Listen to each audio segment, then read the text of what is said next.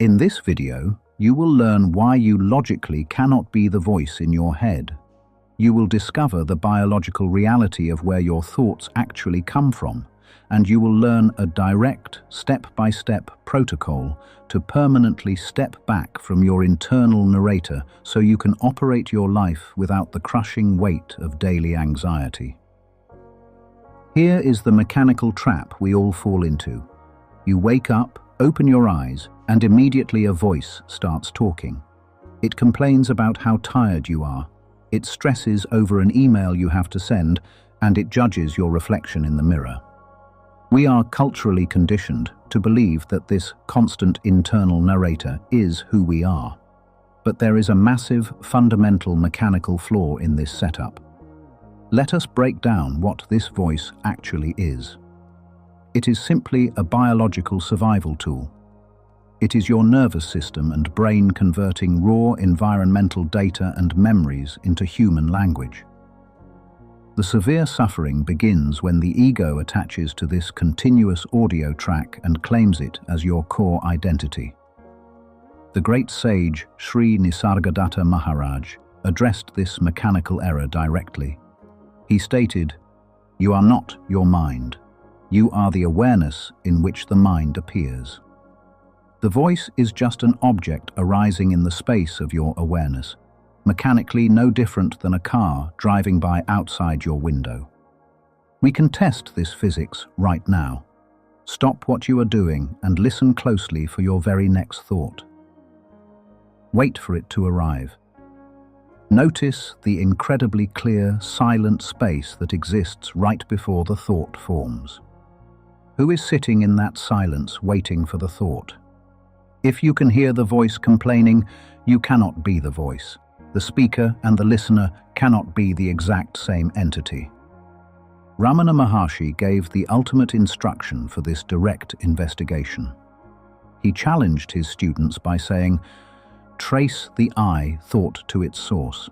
The mind will merge into the self, and the voice will drop away." But how do you actually do this mechanically? When the voice in your head says, "I am stressed," or "I need to fix this," catch that specific word, I. Ask yourself directly, to whom does this thought arise? The obvious internal answer is always, to me. Then you ask the final fatal question, who am I?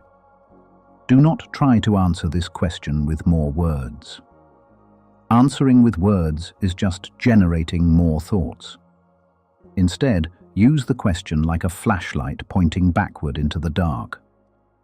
Follow the raw feeling of existing right back into the silent void it emerged from.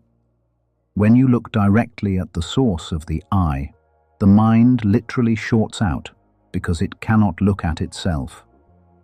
The ego dissolves into the silence. The audio track plays on the screen of the mind, but you realize you are the vast, silent theater watching the screen. Carrying this narrator around all day creates extreme, measurable physical tension. The physical body treats these phantom thoughts as real, immediate threats in the physical room. A single anxious thought about the future physically tightens your chest, elevates your heart rate, and floods your bloodstream with cortisol. It is like strapping a heavy 10-pound radio to your head that constantly broadcasts disaster scenarios. And here is the trap. You cannot turn this radio off by arguing with it. Arguing with the voice just gives it more battery power and increases the internal friction. How do we actually step back from this noise? You must drop the biological urge to fight the narrator. When the voice tells you that you are failing, do not try to positive think your way out of it. Let the voice complain, let it panic. The ancient text of the Ashtavakra Gita provides the exact protocol for this shift. It plainly states, "You are the one observer of all things.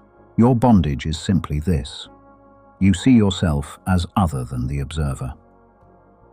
You simply remain as the silent witness, watching the panic happen in the machine without jumping into the story. The absolute second you stop identifying with the audio track, the grip of anxiety completely breaks. You do not need a perfectly quiet mind to be completely at peace. You only need to realize that the noise has absolutely nothing to do with who you really are. The mind will continue to run its biological programming and produce words. Let it talk. The machinery of the brain operates entirely on its own, but you are safely seated in the vast, untouchable silence behind it.